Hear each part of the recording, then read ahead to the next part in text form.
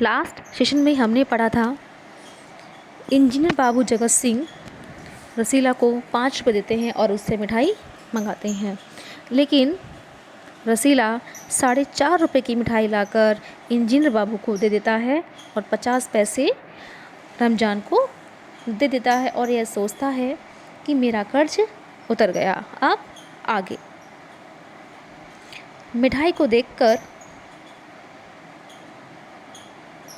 बाबू जगत सिंह चौंके और कहा, यह मिठाई 5 रुपये की है? हुजूर 5 की ही है। रसीला का रंग उड़ गया। बाबू जगत सिंह समझ गए। उन्होंने रसीला से फिर पूछा। रसीला ने फिर वही दोहराया। उन्होंने रसीला के मुंह पर एक तमाचा मारा और कहा, चल मेरे साथ जहाँ से लाया है।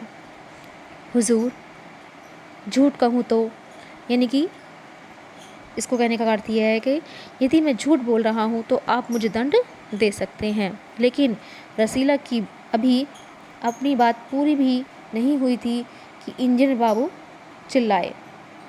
अब इस सच और झूठ का पता चल जाएगा। अब सारी बात हलवाई के सामने ही कहना।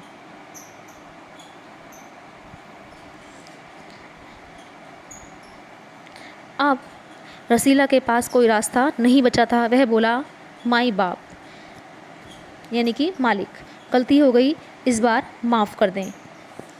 इंजीनियर साहब की आंखों से आग बरसने लगी, यानी कि वो गुस्से से लाल पीला हो गए, बहुत ज़्यादा क्रोधित हो गए। उन्होंने निर्दयता से, यानी कि बहुत बुरी तरीके से रसीला को खूब पीटा और फिर उसे घसीटते हुए पुलिस थाने ले गए। सिपाही के हाथ में 5 का नोट रखते हुए बोले, मनवा लेना, यानी कि यदि यह सच भी बोल रहा हो तो इससे, या झूठ बोल रहा हो तो भी इससे सारी बात मनवा लेना। और उन्होंने कहा कि लातों के भूत बातों से नहीं मानते, यानी कि इस मुहावरे का अर्थ है बच्चों कि एक दुष्ट व्यक्ति पर किसी की बात का कोई भी असर नहीं होता। अगले दिन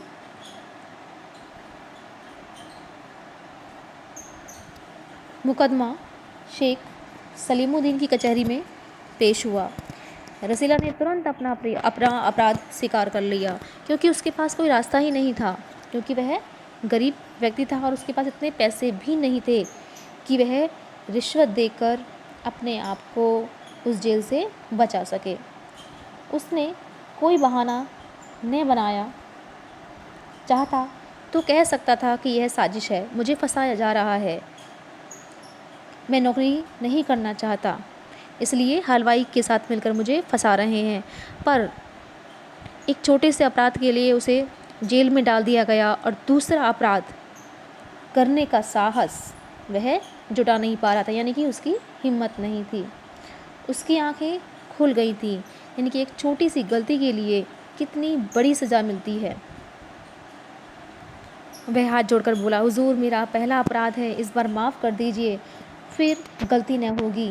वह बार बार इंजीनियर बाबू के सामने गिड़गिड़ाता रहा, लेकिन उन्होंने उसकी एक न सुनी। इंजीनियर बाबू के मित्र शेख साहब न्यायप्रिय आदमी थे। उन्होंने रसीला को 6 महीने की सज़ा सुना दी और रुमाल से मुंह पोंछा, यानी कि जिस रुमाल से उन्होंने मुंह पोंछा था वह वही रुमाल था जिसमें एक दिन पहले किसी ने उन्हें 1000 रुपये बांध कर दिए थे।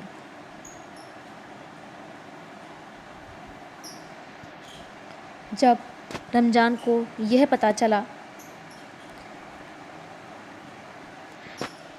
कि उसके मित्र को, यानी कि रसीला को 6 महीने की सज़ा हो गई है, तो उसकी आंखों में खून उतर आया। खून उतर आने का मतलब उसे बहुत गुस्सा आया, क्रोध आया। सोचने लगा, ये दुनिया नहीं अंधेर नगरी है, यह दुनिया न्याय नगरी नहीं अंधेर नगरी है, यानी कि यहाँ पर सभी भ्रष्ट हैं, भ्रष्टाचारी हैं, रिश्वत लेते हैं और फिर भी समाज में रहकर सम्मान प्राप्त करते रहते हैं, जैसे इंजीनियर बाबू और शेख सलीमुद्दीन। वह सोचता है चोरी पकड़ी गई तो अपराध हो गया।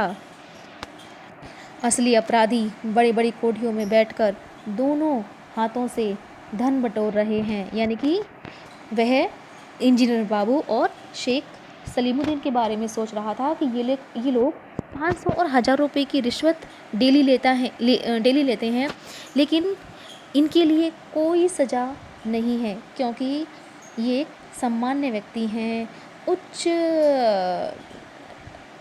पद पर कार्यरत हैं। लेकिन एक गरीब व्यक्ति जो केवल 50 पैसे का अपराध कर पाया था, यानी कि 98 का उसने अपराध किया था, और वह 6 महीने की सज़ा काट रहा था।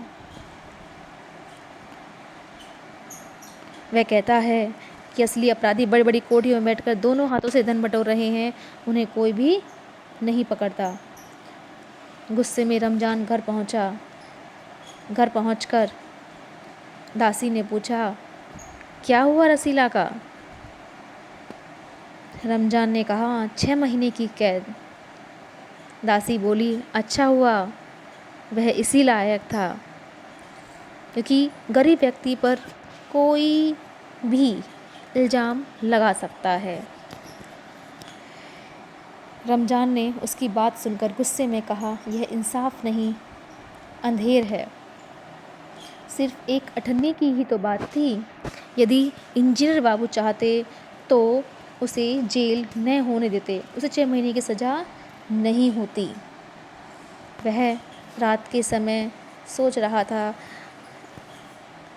कि जब 1500 के चोर नरम गद्दों पर मीठी नींद ले रहे हैं और वह 98 का चोर जेल की तंग कोठरी में पछता रहा है, यानी कि बाबू जगत सिंह और शेख सलीमुद्दीन रिश्वत लेकर भी एक सम्मानपूर्वक जीवन व्यतीत कर रहे हैं। बच्चों, आज बस इतना ही। नेक्स्ट सेशन में कराएंगे हम आपको प्रश्न उत्तर।